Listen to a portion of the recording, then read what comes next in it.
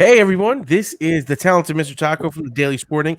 I got Ricky on today for another episode of Fantasy Football Rankings. Today we are ranking the quarterback position.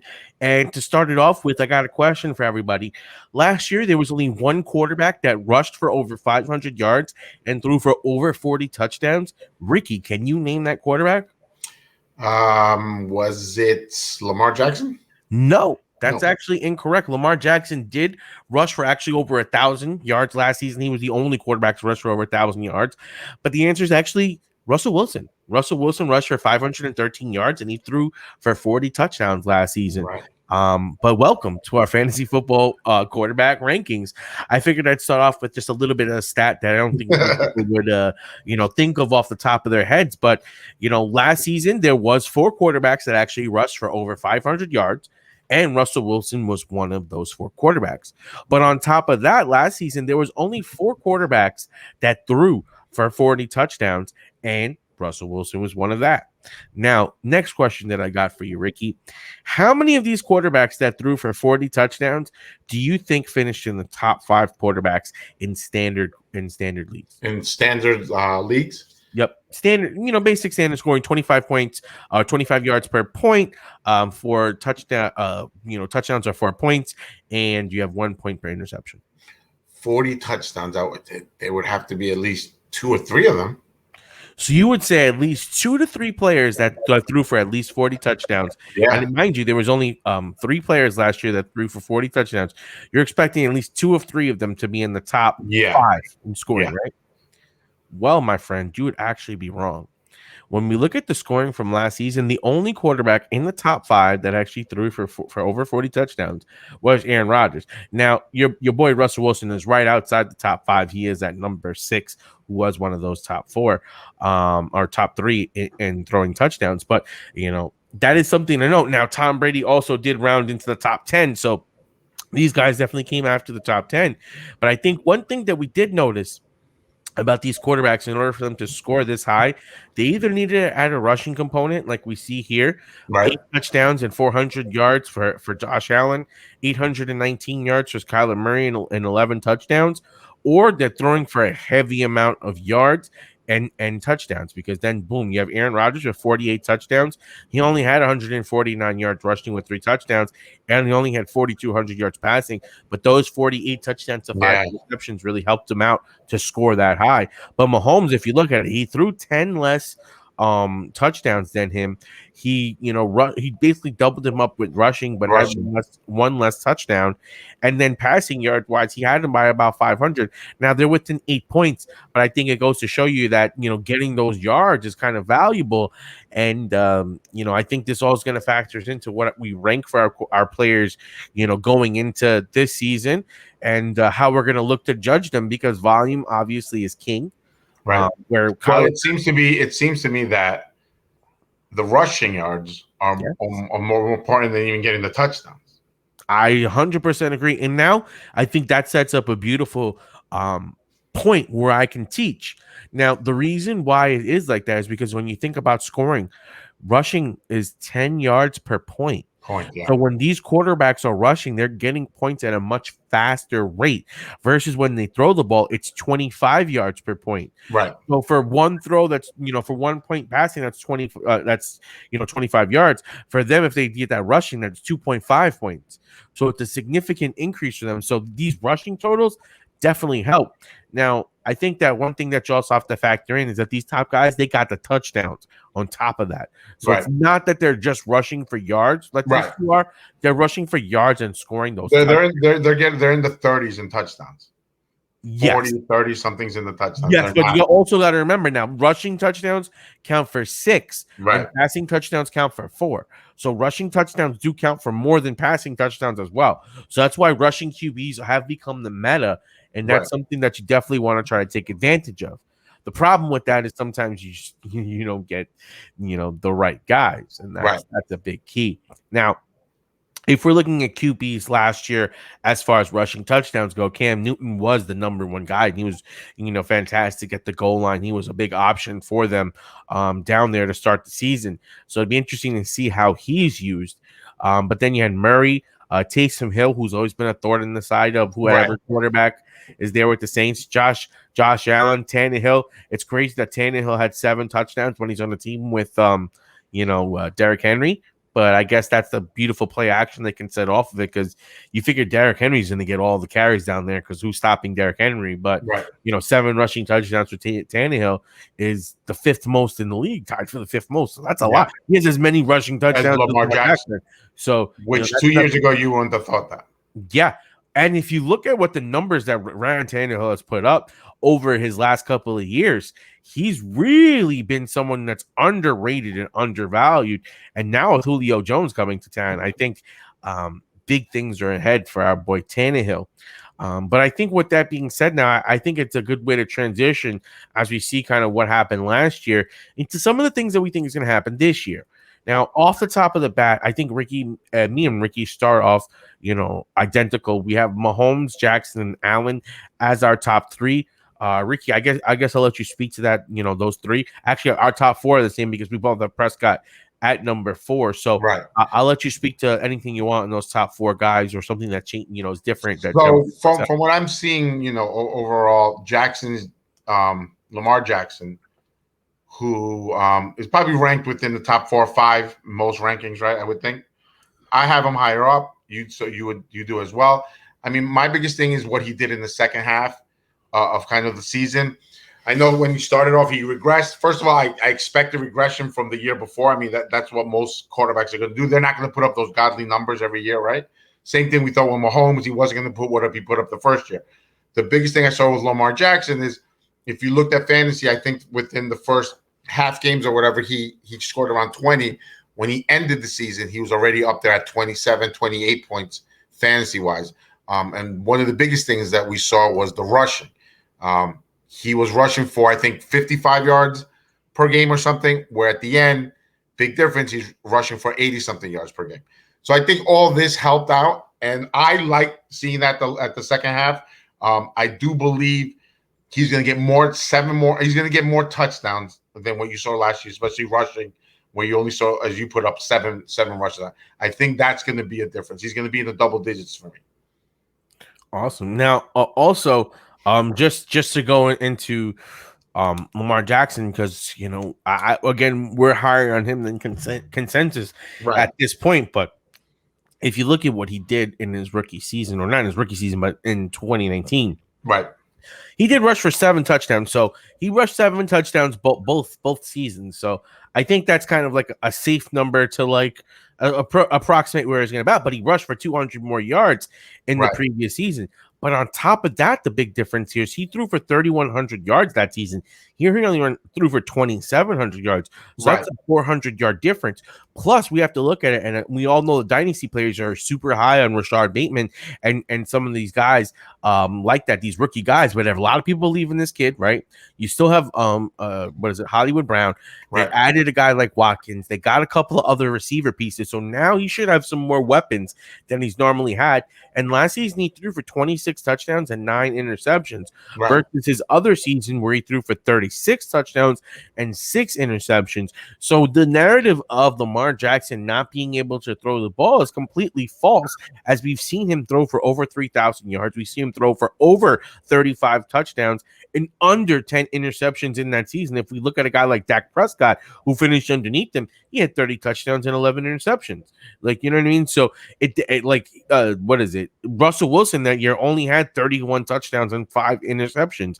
He had 36 and 6. So he's right on a Russell Wilson pace there.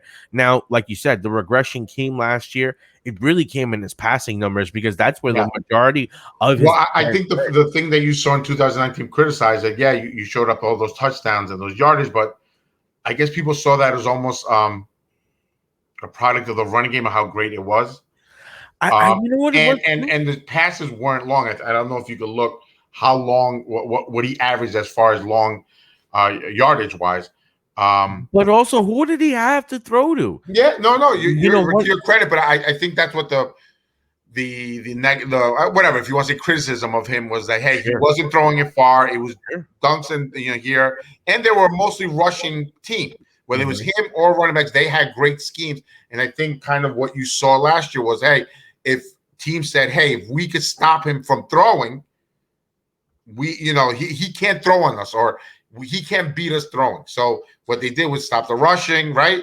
Right, but also I think one thing is, like you said, the first half to the second half was completely different. It was, and I think it was also from schematically what they were doing, because in the beginning of the season there was a lot of frustration in Baltimore. They were losing the games, and they were trying to just turn him into this pure pocket passer, and that wasn't really working.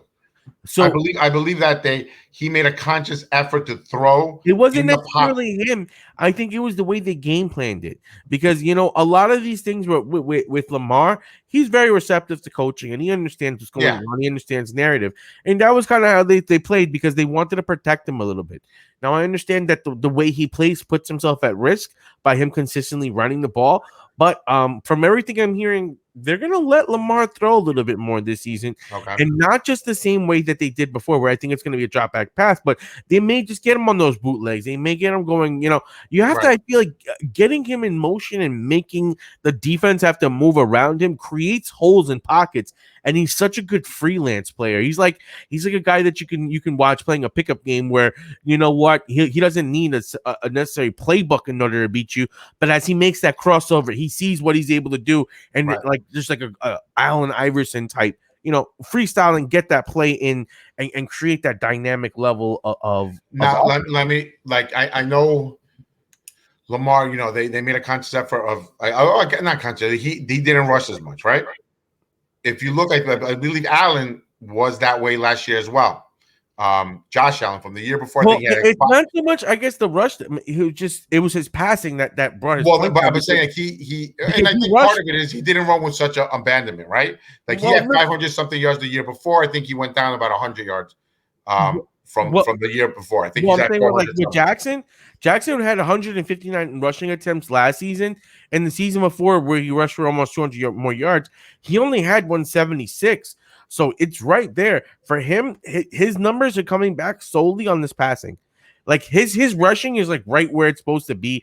Like even if it's just a little bit more of an uptick, it's more of, can he complete the passes and can he get his touchdowns in? I think with the upgraded cast, that's where you're going to see his numbers go. But it's not so much, I feel like, yes, it's him making some better throws, but it's also him getting some players, because a lot of times I think we saw in the playoffs, his guys were dropping open passes. Yeah, no, one thing he doesn't have is weapons. He didn't have weapons last year.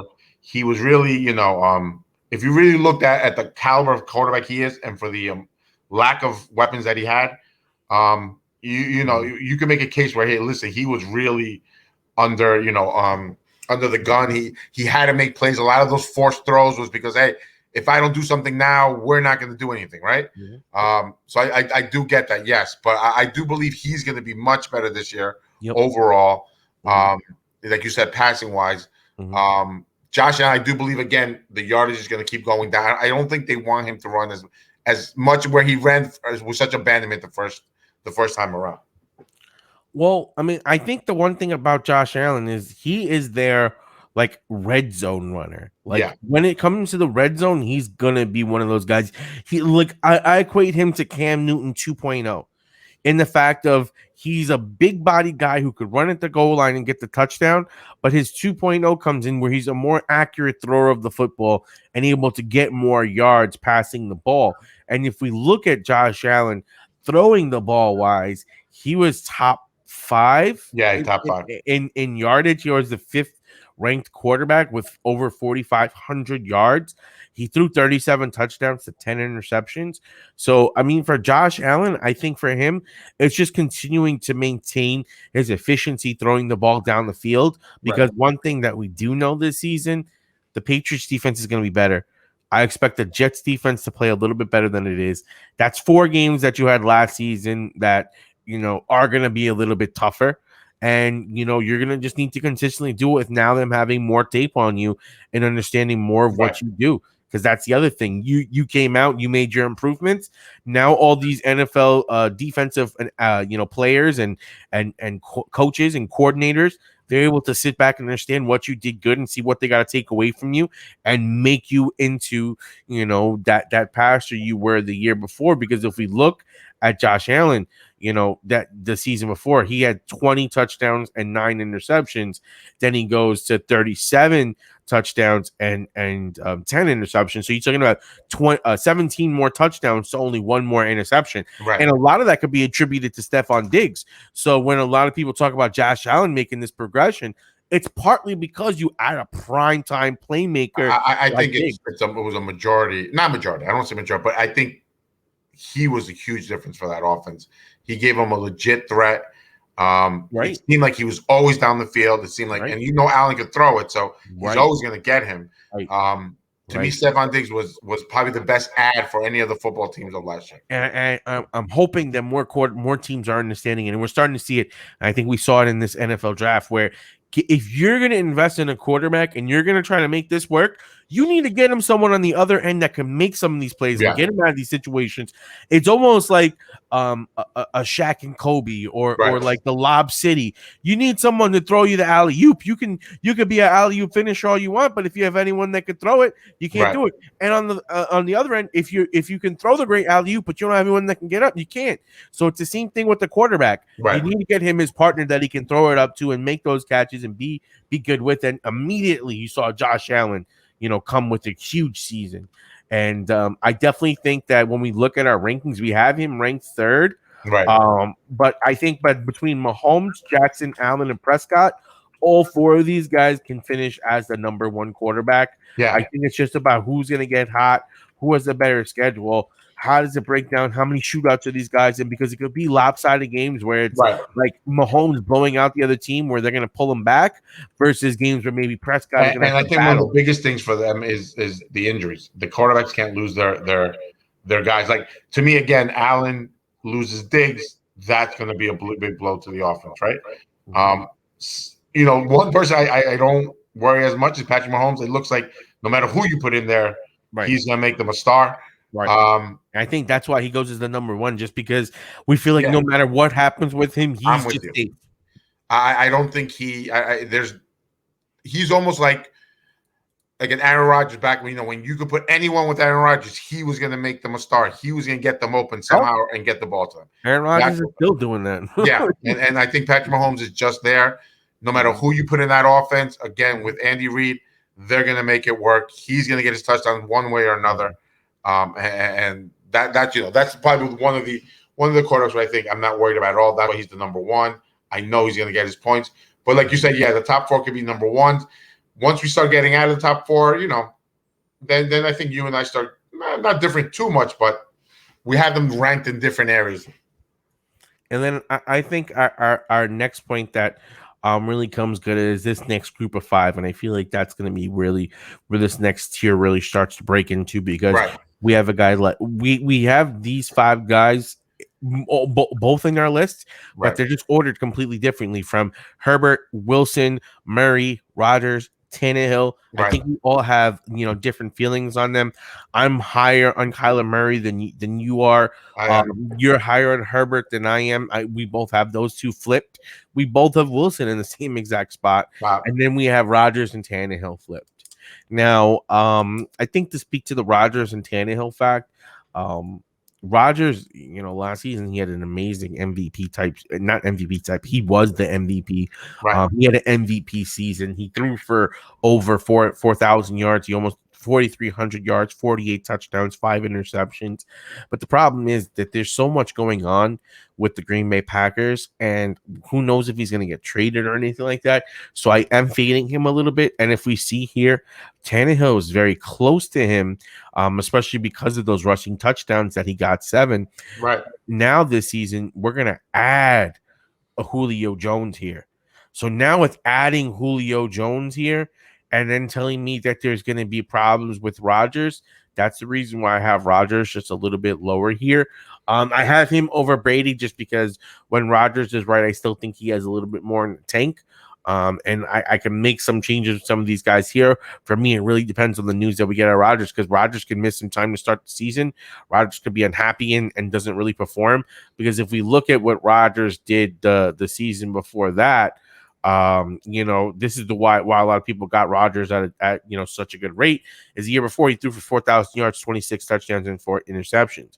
So he did have a huge come up. You're talking about he had 28, 22 more touchdowns, this season, and he did it with throwing only one more interception. So that's insane production. That's a huge boon. And considering that there's so many issues there, it's going to be hard for me to see that.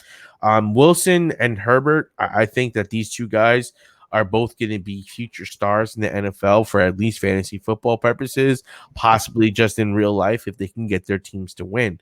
Now, I personally like Kyler Murray a little bit more just for the mere fact that he does get more rushing yards. And I think with the addition of AJ Green to that offense, between him and D Hop, I like that setup. But it's hard to go against a guy like Herbert, who just came off a Rookie of the Year. So what are you really feeling about Herbert going into this season? He did amazing last year, right? Absolutely. He was a Rookie of the Year. I mean, He put up godly numbers. He did it with 1 or 2 games less, right? Roughly, he was the 6th most yards in the NFL. Right. To me, again, the one thing that I don't want to say I'm worried, but he is going to try a new system, right? You have a new offensive coordinator, but again, the offensive coordinator, I forget his name. He was under Peyton. He worked with Drew Brees. You could only be excited for that, right? If you saw what he did last year. You can say, hey, it's a new system, but the system that's coming or the person that's coming, he worked with, Hall of Famers, future Hall of Famers. To me, that's going to be interesting. I think he's going to take a next step up. I think he could be in the top 5, even top 3 next year. This season coming up, I'm high on Herbert that he's going to do actually better than what he did the season before. Yeah, and I think that's definitely within the realm of possibility for Herbert. And the good thing about Herbert too is he does get a little bit of that rushing and some of those rushing touchdowns. Yeah. He didn't have one of his best weapons in Austin Eckler there. Just me personally though, oh man, you were someone that had Kyler Murray last year. Yeah, that dude is special. He is, but he did, he got injured a few times last year, right? You had a little scares here and there. You saw a significant change at the end of the season. It wasn't the same Murray. Now, I'm not saying that's lingering still, but you saw a difference that could really, he's not a big guy. He's not a Cam Newton. He's not Ben Roethlisberger. He's not a guy that could take it. Lamar Jackson, right? He's not big like that. Those hits are different for guys like that. Like he reminds me more of Robert Griffin in the sense of size, right? But again, those hits that he takes affects him. And you saw it last year. What happened? That's why I'm kind of worried. I'm sure they have to make a plan to not have him run as much, or take those hits and let him know, yeah, you got to go down. He is pretty good and that's one thing about Wilson. Yeah, he is pretty good, but he did. Wilson is great at that. No, he's not pretty good. He is great at not taking hits. Mm-hmm. Wilson knows when to go down. Murray's is almost on that Wilson level. I don't know, man. He took some hits, man. And again, his body's not that big. You know what I think? Hits from is big for him. I also think it's so many times that he was having to go outside of the pocket and make a play where he's trying to go on his feet and keep looking downfield and make some of these throws. Because once he got injured, I think that's when we saw the downtick in his numbers. Right. But before that, he was performing as like he was. But again, it did go down significantly. Like it was. I had him in fantasy. I saw the drop as far as points. I saw the drop every week going down and down. I'm like, wow, to the point where never was going to sit him, but I was like, damn, can I get another option? Do I have a better game where I have a better option of a QB where, hey, the matchup is good? Like you always talk about. I mean, that's at the point of end of the season. I was talking about Murray. I never did it, but still, it was a significant drop week from week, points. And when you look at the numbers in comparison, Herbert threw for like 400 more yards, but Murray rushed for like almost 6. Yeah, and he rushed for like 600 more yards. But I think that will go down. I think they have to make a conscious effort to not let him run as much. I'm just not too sold on that, because I think that Murray, much like Jackson, you don't want to take away what they're good at, and I just think that Murray is going to be a little bit even more aware, because he looked like the baseball player when he takes some of these slides. I just think that at a certain point in time for him also, I forgot exactly what his injury was, but that's what really, really, Yeah, it was his lower body. I forgot what it was, but it was lower body. yeah. I just I think it was his. I don't want to say groin, but like that. I think that's like what really hurt him is that he wants to run less. So that like yeah, that's what I'm saying. once He's my been shoulder was it. banged up, wasn't trying to put myself out there to take those hits. Yeah, Honestly, I think it's a lesson. We can't be one dimensional. We've got to be better in all aspects. So there is a concept, as I said, there is a concept for they have to, Steve. He's not I'm that not big. saying no, but I also think that there's going to be um like you said, Murray essentially has no choice but to keep running as he hunts to the big plays because he is a big play runner and he's able to get those consistent yards. Right. But if he's going to make more of a consistent effort to pass, I think he is a good enough passer where he can get over that 4,000 yards. Right. And with AJ Green, if AJ Green comes out looking halfway good, and think about it, AJ Green's now going to be a number 2 behind Hopkins. It ain't like I'm coming there telling AJ Green I need you to be a number 1. Right. No, I'm saying, hey, come here, come behind Hopkins. But you do need him to stay, like I always said, the best ability is availability. You need him. True. You need him to be on the field because if he's not on the field, it won't make a difference if he's a 2 or 3. Yeah, that's true. You do need to play. I'm not too sure. Do they have if they have Fitzpatrick back? I mean, not Fitzpatrick, Fitzgerald back. I think they did. I think they did have him back. So they may have just enough depth at that position, and they may still have some rookie wonders because that's one thing that a team like that they make sure that, especially the guy that came from college, he ran a fast-paced offense. I'm assuming they probably have some guys like Andy Isabella last season was someone that always would kind of show up. Christian Kirk would have his games, so they're a team that they're resourceful with some of their wide receivers. And I'll be honest with you, I'm kind of tired of hearing Christian Kirk is going to do good this season. Yeah, right. Like, how many times are we going to keep saying Christian Kirk? This is his year. Like, come on. Yeah, no, I agree. And then, so that was our top 10. Now, once we get outside our top 10, things get a little bit interesting. These 3 guys we kind of have jumbled up, so I'll touch on them first. And Burrow we have at the same spot, but Brady, Stafford, Hurts. I can see it going like how you have it set up or how I have it set up. Kirk is a little bit of an anomaly. I want to see more of what he does. I think he's going to do better this year. I think he's going to have more weapons. I think he runs. He's going to get his TDs. I believe Hurts is going to do better this year. That's going to be the interesting part about it is because he is young enough where he might have a season or 2 where he could run all out run. And as we covered at the top of this, rushing is a big advantage for these quarterbacks because it does help them score more. And as we saw with the point differential, that definitely plays a big factor in it. Now the question is, can he throw enough in order to score enough points in that aspect? Yeah. And that's going to be the big thing. Brady, as we know, he has a good squad around him. And last season, as we saw with Brady, he does it like he always does. He actually was in the top 10. He was 1, 2, 3, 4, 5, 6, 7, 8. He was QB 8 last season. He finished right above Justin Herbert. So he finished ahead of Lamar Jackson. He was probably the last big quarterback, I would say, on the board. He was the last guy that was in that. Well, Herbert and Jackson were the last 340 guys. So that's kind of like where we saw the next drop off, but he was one of those guys. So definitely I had to put him up and give him a little respect there. I think Stafford has a great year this year. Now that he's leaving Detroit and going to LA, I think that Sean McVay is a great coach. I think Sean McVay is going to really put him into this, system and make sure that he excels. Stafford has a huge arm. They have Bobby Trees. They have Christian Kupp. Is it Christian Kupp? I forgot his name now. Cool. Cooper Kupp. Kupp. I was like, Christian Kupp. What am I saying? Nah, I'll be honest with you. I agree. I think Stafford's gonna have a good year, but I want to see Sean McVay do something next year. Like a lot of people just play golf. Sean McVay wasn't a great coach last year. I don't believe. I don't know if I could say that when golf didn't play great and he manufactured that team to get them, to versus the Packers to go to the championship game. So he had them in the final 4 of their division. Their defense was insane last year. That's the problem was that golf couldn't get the offense was bad. He has a lot of weapons. It seemed to me, it looks like the rest of the NFL kind of caught up to his offense. Where his beginning years, he had almost the same player, Steve, and he was raking. And again, I think what hurts also is the running backs. He doesn't have vintage. I don't know. Akers is set up to be a beast. I like what Cam Akers is. He at the end of the year, he was prime time. Now remember, they won their division. They were a bit away from going to the conference. But that a lot had to do with defense. His defense was probably the best in the league, and so he did his job there. He plays to what he had. The offense honestly, I think did not go. I think it's less about McVay because honestly, what McVay showed me is he was good.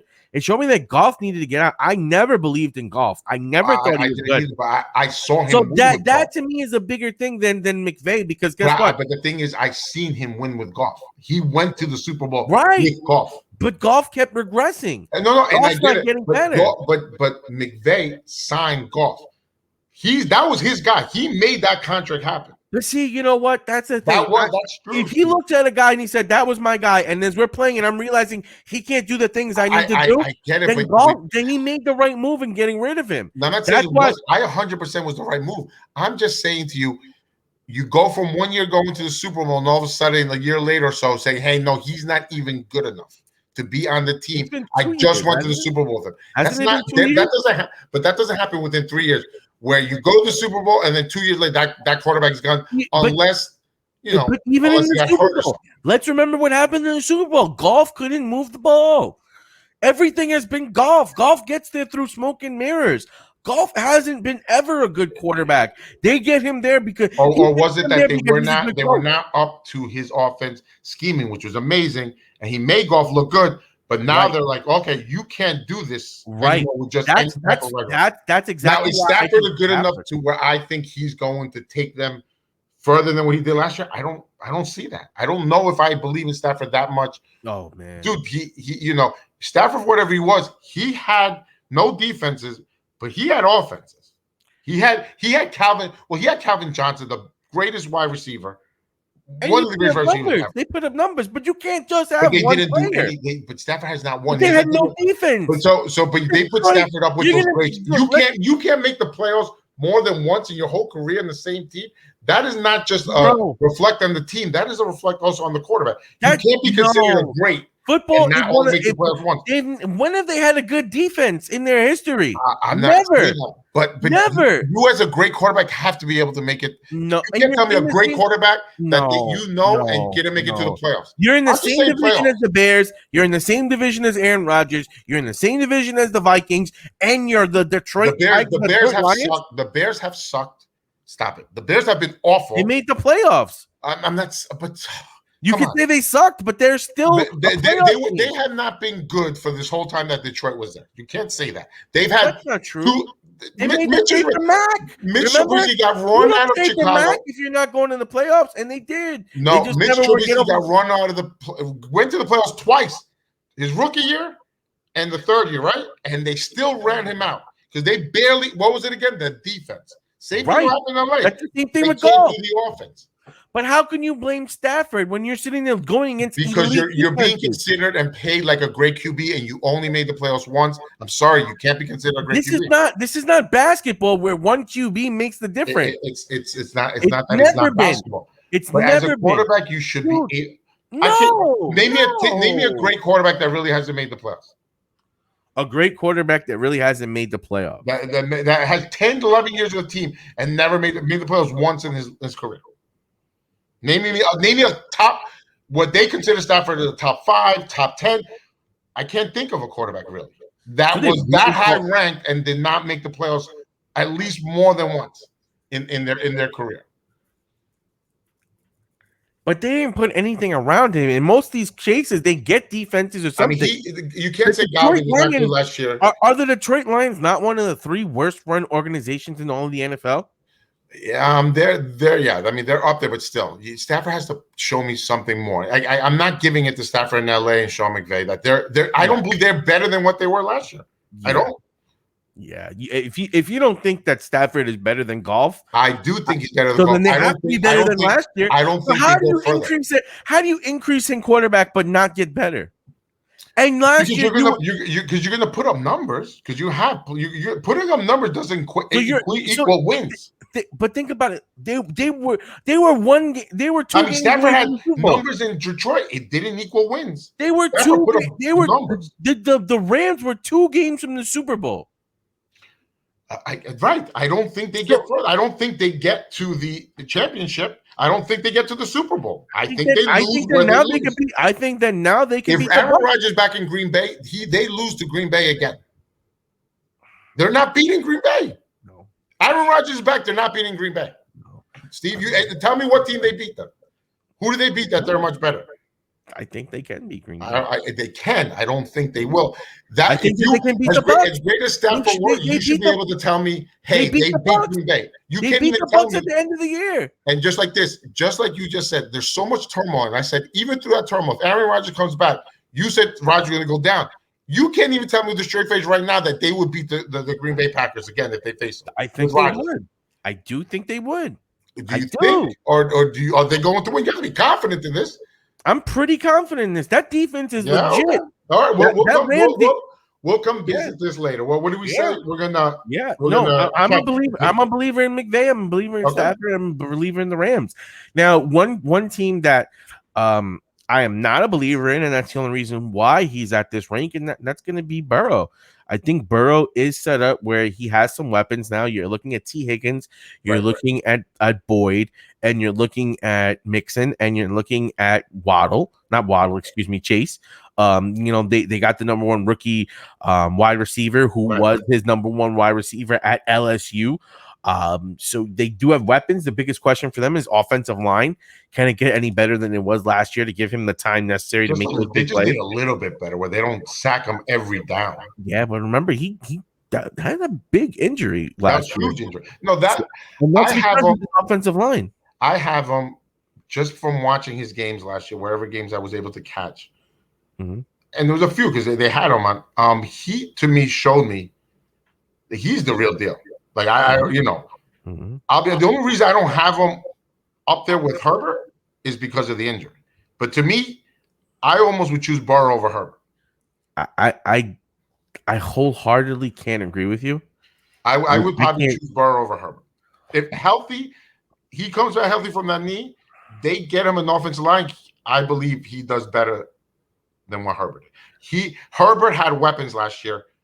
Burrow did have weapons, but he had no offensive line. And we already saw what Luck had. Because Luck, to me, was better than Russell. Was better than Russell Wilson. He had no offensive line. You saw what injuries did to him, made him retire early.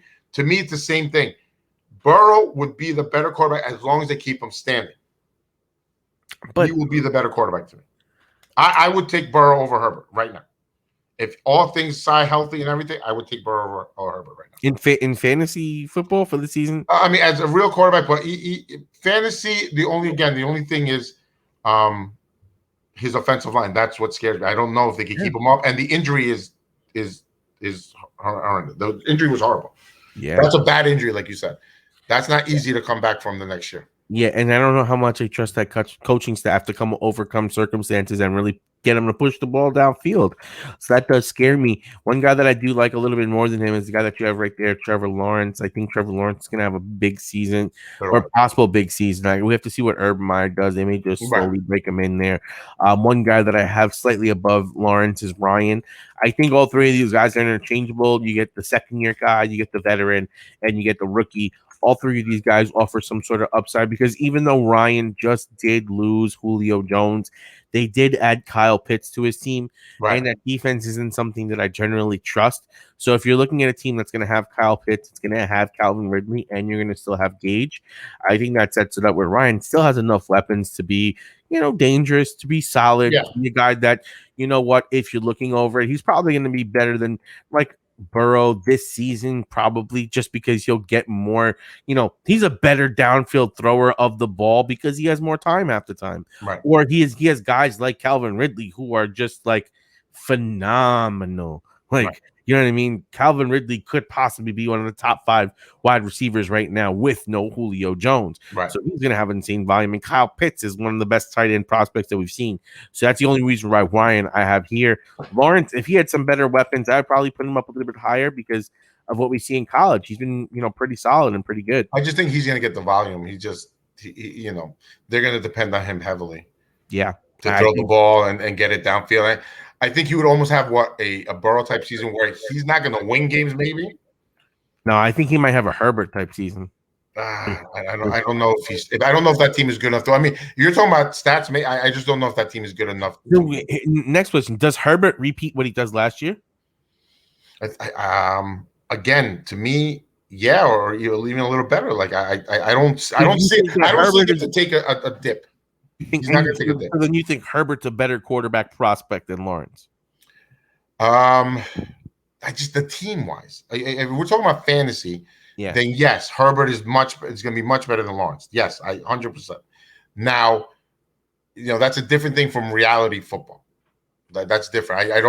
Lawrence. I think that this is going to be interesting because the Jags have an interesting wide receiver room. They have Cheval, they have Marvin Jones Jr., and they have a couple of other guys there who are some young burners. They got Travis Etienne. I want to see how it starts going in preseason because I think Lawrence may be one of those guys who can have a meteoric rise because, as we saw in college, he is big time. And he played better than Herbert every single year in college. And if that's anything of what we're going to see here, I think Lawrence is going to be a name that we're going to be. Well, I'm not going to say it because the NFL and college are two different things. I always want to give him one season. True. I saw what Herbert did his one. True, but also Lawrence played in the toughest division and was going against Alabama and all these other teams. Yeah, no, I get it. I'm not taking anything away from him, but I do want to see one season first. Sure. But again, that's also why the early mover advantage does get you some rewards because if you didn't make an early mover on Herbert, you came out with the dude that you're getting in this area right here, 16, 17, 18, that ended up being a top 5 quarterback. Yep. So, early mover advantage is real. Daniel Jones is someone that I feel the same way about. I think that last year he definitely improved, but he didn't improve enough. His interceptions went down, his fumbles went down, but it didn't go down far enough. To me, it didn't really go down enough to make a certain effect where I think he's going to be better this year in fantasy. Even with the weapons that he got, I do get it. I do think Barkley helps, but I also think Barkley's going to take a chunk of that offense. The one thing about that is that they did run the ball significantly when Barkley wasn't there. So they did go to Gallman. They did go to James White and all these other guys. So I'm not really concerned with it. I'm more worried about all right, Jones, you put in a lot of offseason work. Everyone is saying this dude looks shredded now. He's been getting all his wide receivers together. Well, let me finish. He's been getting all his wide receivers together for pre-workouts. Right. Him and Galladay have been developing a rapport. He does complete the deep ball better than most quarterbacks in the NFL, statistically speaking. And having now a wide receiver that can go deep, that is a big playmaker like Galladay, this is a make or break season for this kid. And while I know that he has a ton of question marks and there's a ton of reasons why, people are down him, especially with all of his interceptions, he does have also the potential to hit, and he could hit big because he has weapons. As we saw, he's one of the fastest quarterbacks in this league, and they're gonna run him. So I do think that Jones is a. I would take my chances more on Wentz having a new scenery at Indianapolis than Jones going up and doing better. To me, Wentz gonna have that year where, oh shit, look, the change of scenery is all that he needed. Because you can't play the way Wentz was playing last year. What I mean by that is you want to talk about, Lamar Jackson. Wentz had no one. Now, am I a big believer in Wentz? No. I thought he got overpaid. I understand that. But I do believe the last couple when you talk about nothing at all, Wentz had nothing at all. A lot of those throws were just a pure desperation. He did not want to be there anymore. He was pissed when they benched him. It was just all around a horrible way to Wentz to be in. I do think he gets a breath of fresh air in Indianapolis. I love the coach, Frank. Love him absolutely. I think he was going to do wonders for Wentz. I will put more of my money that he would have a great bounce back year, than Jones taking the next step with all the new weapons. That's just me. And I can see that also with some of the pieces that Wentz is going to have there. Exactly. That's another thing too. He has an old coach that's there, and they move some things in order to get him, so they do rely on him. He was down because of what happened last season, so I can see where you can see that happening. I just think that Jones is also someone that he does have some good art talent. I've been reading from a lot of different scouts. They think that if Jones can just get his turnovers a little bit under control through his playmaking, he's gonna be. I think you put it up pretty. You summed it up precisely when you said it's a make or break for Jones. Yeah. That's it. There's no more excuses. You're getting Barkley back. You're getting the wide receivers that you want. That's it. And another player that's in that similar situation is Winston. Now I have him ranked at about 18. You have him ranked about 23. Right. But I think the biggest reason here is that we're not 100% sure if he's going to be the quarterback there. I think that he is going to be the quarterback there, and this is a conservative ranking for him because if Winston is the full lock-in quarterback, I do start ranking him a little bit higher. And again, I need to see a little bit of gameplay on this. I would like to see a couple of preseasons and see how the two preseason games go.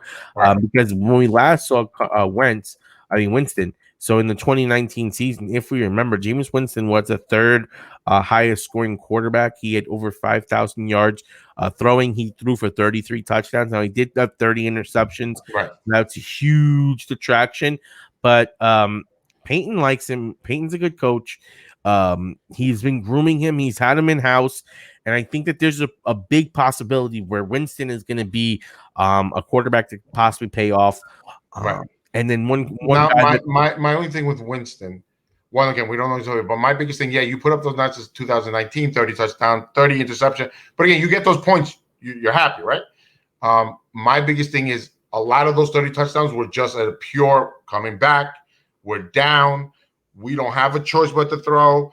Hey, I'm throwing the double coverage. This is why I'm putting up some interception as well. To me, it's going to be a more, hey, we don't need you to do that. We don't need you to throw that, man. We don't need you just to throw recklessly. So I think those touchdowns, I don't know if he gets 30. Okay. I think with Hill there, that's going to hurt him. And again, the interceptions, that was consistent through his career. It's interception. It's gotten worse and worse every year. So my biggest thing is, hey, are we going to see the 30-30 guy, right? Or are we going to see, hey, and we don't even need him to get 30. We just need those interceptions to come down significantly. He has to get some rushing yards. If you're not going to throw up 30 touchdowns, you can't throw up 30 interceptions. You can't throw 30, but I need those 30 touchdowns if I'm going to start ranking where I am. But if you, let's say you get 25, 26, but your interceptions goes down from 30 to 15, you could live with that. Yeah. That's you make up a big difference from those 3 touchdowns. You're really saying 30. So what I'm saying to you, you think 30 is what is the mark? If he gets 25, 26, maybe even 27, he's below that. That's a big difference if he doesn't throw that many interceptions. So let's look at this. Points.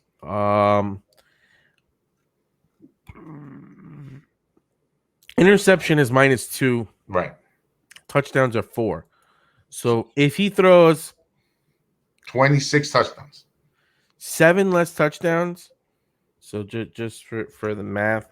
So 7 times 4 is 7 times 4 28. 28. Okay. 28 versus if he throws how many less? 15. If he goes down to half. Because I don't think they'll make him throw like that. So his interception might go down significantly. He can't throw anywhere near. So that's a wash. That just puts him at washing. Like that literally would just make him even to what he was in the season. But again, because remember, you get more points for the so this is different than obviously real life. But scoring wise, he only loses 2 points for each interception, versus losing 4 points for each touchdown. So it's 2 touchdowns for every interception. So if he has if he has 1 touchdown come off, that's equivalent to 2 interceptions he would need to match. No, but if he goes down to 15 is 30 points. No. That's 30 points less that he's right, and 30 points more and 28 for touchdowns. That's 2 points. It's really a difference. It's 2 points. Right. It's a wash. Right. But that's what I'm saying to you. That if we could do that, then I'm with you. But he has to do that. That's a wash, though. I mean, to me, that's like I'm like, okay, but then he has to throw for 5,000 yards. But Steve, what I'm saying, Did if that he throws happen? 30 interceptions, he's not throwing anywhere near 30 touchdowns because that means they're in desperation mode. And I don't think the Saints are going to be in desperation. No. 30 touchdowns. 30 touchdowns is about like think about it. Like where is this season? Well, what did Drew Brees have last year? I mean, he missed games, but that again, I don't see that. That's not even Brees not throwing wasn't, expected to throw 30 touchdowns. He just wasn't.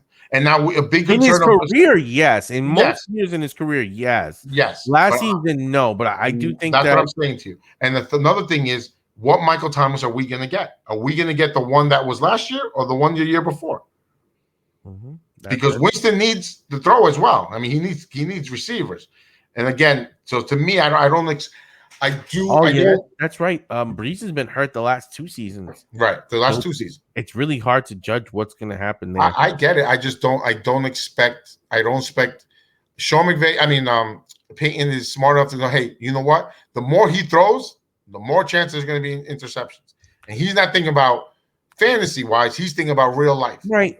I just think also Peyton is a good coach.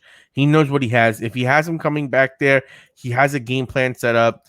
I do want him to hit the 30, but it's kind of like what you're saying is right. If he can take the touchdowns down 15, and if he only loses 7 touchdowns, take the interceptions down 15, only lose 7 touchdowns. It's relatively a wash. He keeps a decent amount of points, and he's a pretty solid player. Yeah, exactly. I definitely agree. But I wouldn't put him that high. That's why I put him more on the lower end. Sure. Him and Cam are kind of where. Again, I think that if he comes back like that, again, I have more faith in him than Baker or Wentz. Like I would rather have Winston more than likely than Wentz. Just from what the little glimpses that we did see with that McVay, not McVay. I don't know why I keep calling him McVay. The Sean Payton offense. I think that he wants to get back to throwing the ball downfield. If we remember what he used to do, and I think that Winston has a great arm. He had the LASIK, and with the time that he spent with them, hopefully it comes out pretty good. But this pretty much just wraps up our rankings. Yeah, there's just one player that I want to touch on. 2 players that I want to touch on that we didn't finish here. Tua, again, Tua is just another rookie that we're just gonna have to see how he evolves. Yeah, he has some more weapons there, but again, it's just still too early to really tell with him schematically wise. The only thing I do say is that I don't want to say it's alarming, but when it was a lot of times with crunch time, they took Tua out, and I get it was the right move. I'm not saying it wasn't. Right. It was. We saw what Fitzpatrick did, right? He threw it down the field, which Tua was not doing. So I get the move. I don't question it. I said it last year. Whatever Flores does, touch gold, I'm with him because I love that coach. But it is still alarming. The only reason I say it's alarming is because you knew Fitzpatrick was gone next year. I get it that you wanted to make the playoffs and everything else, but you knew he was gone, and you kind of took a live learning experience, and say, hey, and I get it, you want to win first, but it's almost like, hey, this is your guy. Why not see if he could somehow finish it up? Well, I also think it was the fact that, like Tua had said, he wasn't as familiar with the playbook, and that was something that was to his detriment. And the other thing is, he was coming off that catastrophic hip injury, so he wasn't at full strength. And I think that's one thing that Tua does have, and his advantage is the fact that now he's going to be at full strength. And from everything that I've seen in training camp, he's going to be, I feel like, a lot better than he was last year. I don't know how that translates into fantasy football for the mere fact of I think that's going to still be a run-heavy team. Yeah, I'm not too sure how it works with him going downfield. He did add Waddle to that team, but that is going to be interesting. Fitzmagic, I think it's just going to be a situation where he's going to be a game manager, and he's going to have some weapons. So it's going to be Miami 2.0. Right. And if that's the case, I think he's going to be a steal. Question is, can he keep the job? Yeah. Heineke's going to be coming behind him, and that's going to be something to watch. Baker, real quick. Baker, I think he got better when he lost OBJ, which is weird to say considering OBJ is a really good wide receiver. But this is just another season for Baker where he's never been too much of a fantasy stud, but if you pick the right game, he could put up some decent points. He's not someone that I think that you're going to go out there and think he offers you much upside. He's more of a just, this is a good matchup and I need someone to play kind of guy. I'm with you, but one, I want to say the OBJ thing I think was a little blown out of proportion that he got better with OBJ there. Like they made it seem like OBJ was the issue. I don't think that was the case. No, it is true. You can't deny that though. No, 100%. I just think it was overblown. I don't believe. Oh yeah, he left. Oh no, let me. Now I'm ready to go. I don't have to hear this guy. No, I don't believe that. It's coincidence. Yes, I think it was coincidence. So I think getting OBJ back is going to help Baker more. Hopefully. Yeah, that's what I'm thinking. So that's why I have him a little higher ranked than you do. I do believe I give him more of a chance just because he's getting OBJ. He did take a next step last year. He did win. I think all that helps his confidence and his play on the field. Cousins is just Cousins. He's a guy. We know what he's done over these years. Right.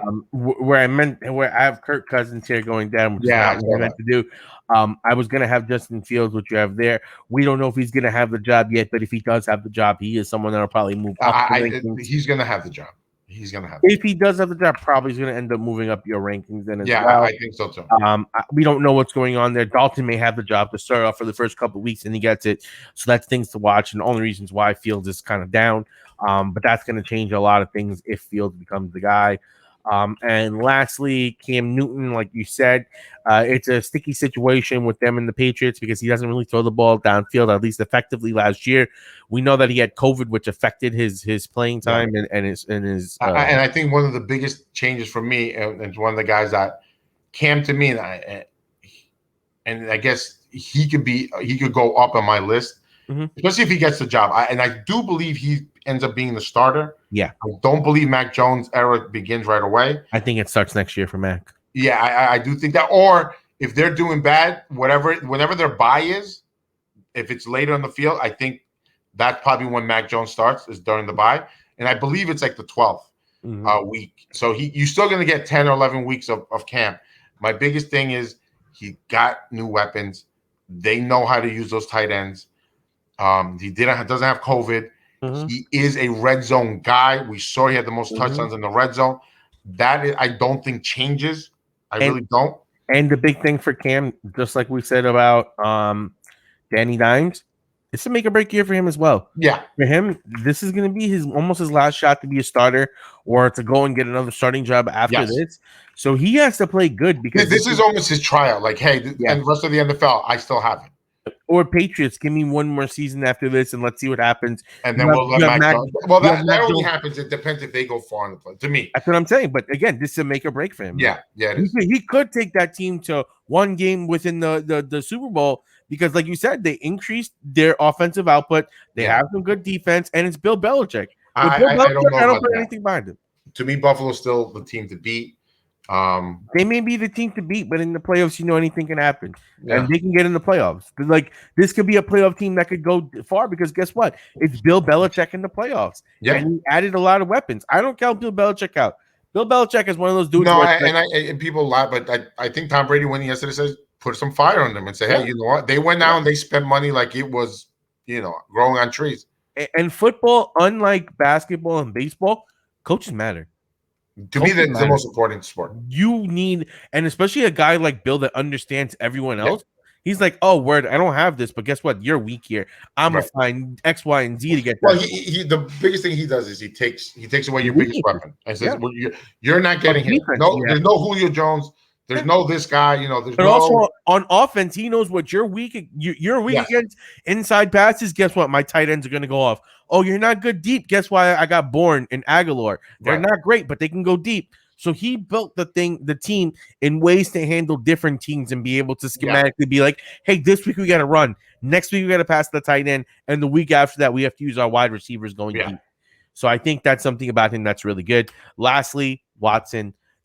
It's a crazy situation. Watson, as we know, over the past couple of years, has been one of the best quarterbacks in the game. In 2019, he was ranked as the number 5 quarterback, and in 2020, he was ranked as the number 5 quarterback. So we know he is a top 5 talent. We know that if he was healthy, he would be up here with these guys. He would probably be above Wilson. He'd be above Herbert. He'd be above Murray. You'd probably put him right under Dak Prescott. Yeah, but there's so many questions involving Watson. That's why I don't have him on my list. I don't think he steps on the field next year. I'm not 100% sure either way, but I think I did have to have him on this list just so that I can make sure that I bring him up Because again, we don't know what's going on, but it is something to watch and to monitor. Yeah, I think with everything going on, NFL is going to suspend them. Even if we suspend them six or 7 games. Yeah, but he doesn't want to play with Texans. Yeah, but the Broncos were trying to make a move. So if they're able to parlay that into a trade with the Broncos, then we can maybe see him coming second half. Again, with the NFL, I feel like one thing that you got to do is you have to be aware of the possibilities, because it may happen, it may not happen. But if you don't know that Watson is going to be dallying out there, that there is a possibility he might not be suspended the whole year, those things you have to keep in mind, those things you want to watch, just because Watson, as we know, when he's healthy and he's playing, and God forbid he's on a team like Denver, he ain't never had weapons like what he would have in Denver. I'm talking about Judy, Sutton, Patrick, Fant. Like that team. No, I agree with you on that, but different elements. Mile High, and again, we outside. He's played that. I'm not worried about that. No, I'm not to say. I'm just worried about how long. It's a big difference. It is a big difference. How long do they suspend him? Because because honestly, he's still top 5. Like if he comes back and he's playing for but I think he's suspended for the year. He doesn't touch the field next year. I don't know how you can suspend him for a year with no actual charges. No, I think they put him in the commissioner grievance, and you're not gonna have him out for a year. Even Antonio Brown, I don't think was out that long. Yeah, he was. So I don't like he was suspended. He was from 1 year to the next. He was out that long. He wasn't signed by anyone. That was different. But when he came back, he only had a 6-game. Yeah, I still think he goes on the. I do believe. I don't believe this gets solved right away. I believe he already started settling with some of these people, so that's going to be something that we're going to be covering as it gets deeper. Because for all we know, he could end up with a 4-game suspension. This is my biggest thing. It's not that he did anything or he's lying. Or no, that he's that person that they're saying. There's so many people. The NFL is under a microscope when it comes to this. Yeah, so what I'm saying to him, I don't think they get it resolved before the season starts. I think he goes on the commissioner's grievance. I think he's there a couple of weeks. NFL comes back and says, "Hey, you're suspended for the next 6-8 games," and I think that's almost the whole season right there. I think he goes on the commissioner's grievance list to begin the season, because I don't think the NFL comes to a resolution. I don't think he comes to a resolution with the Texans. So they put him on the commissioner's grievance list, which is the right thing to do, because he did not get found guilty. These are accusations. I don't want to sound, that I'm telling the women are lying, but this is accusations. He does not get arrested. He has to get paid. What I don't want is the Texans get away with not paying him what he owes next year. He goes on the commissioner's grievance list, and I do believe they suspend him 6 to 8 games, and that's pretty much the season. Mm-hmm. And again, if there's no charges, what are you going to suspend him for? There was no charges against Ray Rice. They dropped those charges. Like there may have been no charges, but there was a video. No, I get it, but that happened with other people where charges are dropped and they still suspended. They suspended one other player. Antonio Brown was suspended and there was no charges. He had a lawsuit though. But there's no charges. That's a civil. You're right. That's criminal, not criminal. NFL. One thing about the NFL, there's their own law. I think he settled with one of them, but you're right. Antonio Brown did have his suspension, and we just got to see what happens with Watson. It's going to be interesting because for all we know, the NFL could come out and say 4 games. Yeah, and if they say 4 games, then what? But again, that's why you got to be monitoring it, because you got it's something to monitor. To me, I don't think you have to keep a close eye. The news is going to come out. It's going to be boom bang. Hey, suspended 6 games, 8. Oh, hey, nothing happened. He's playing. Hey, it's going to be front page. And the other thing is, if they say, hey, he's not suspended, boom, boom, boom, good. He's still not good because we don't know if he wants to come back. If he wants to come back, that's it. So there's too much that keeps him off the field that I don't even have him on the list. Yeah, but I mean, at 24, that's a risk. No, I mean, you could try for him. I don't. If put it this way, in this draft, from what I'm getting the feeling, Watson is going to be a second to third, third, second, first, last place pick. He's not going to be someone that unless you really believe that you hear something else. If nothing has happened, he's like your last pick. If no news has come out, he's your last pick. It'll be a steal if he comes back, of course. Absolutely, and like you can get stacked with maybe you end up with a Ryan and a Watson. If Watson. you know, okay, guess what? Watson's only going to get suspended 3 games or so. And guess what? Now the Broncos are trading for him. Then it's like, oh my God, it's a doomsday that, even not even that. Even if you don't hear anything and you're thinking about, oh, should I get this quarterback? Let's say like you said, Ryan, right? Hey, should I get Ryan? Or, the quarterbacks that are left are Lawrence, Ryan, Wentz, Baker, right? You could say, hey, you know what? I'm going to wait. I'm going to get Ryan late. I'm not going to, because these other quarterbacks are not worth getting now. And you know what? At my last pick, if I'm able to, I pick, or even that last pick, second to last pick. Hey, you know what? I'm going to pick him early here because there's nothing, I don't lose anything. But if I get him, now I have a top 5 QB and I have another Ryan quarterback that I could trade for something better. Yep. I absolutely agree with you. It's going to be fun seeing how these quarterbacks shake out once they get on the field with their teams and they start playing. We went over the top 24, right? So we went deep into this one for you guys. Just give you a basic breakdown of some of these guys, how we're looking at them, and we'll start going into more debates between these players specifically as we get closer to the draft. So can get and the news evolves and. We find out what's going on. People get injured, other people lose receivers, things like that. Absolutely. I agree with you. And on that note, we're going to be signing off. If you guys have any questions, feel free to drop them. You can drop them in the comment section on this video. You can message us as we have down there, Twitter at Daily Sporting for you, on YouTube at The Daily Sporting, same name on Facebook. I am the talented Mr. Taco. We have our number 1 Instagram analyst, Ricky, on here. He's going to be doing all these videos with me for these rankings, so you'll be able to get our perspectives on them as we get deeper into the season. And on that note, peace out, everybody. Take care. Bye. Hey, David and Taco, they bring that heat. All about UFC, way more than a fantasy. Let's see who going toe to toe. Throw down on the mat, check the replay, run it back. We gotta check the stats. Hey, do this every day. We ain't come to play. This is sports talk, and we love talking MMA. Everything fantasy sports. Dopest show that I know. With Electric Dave and talented Mr. Taco. Let's go. Hey, G.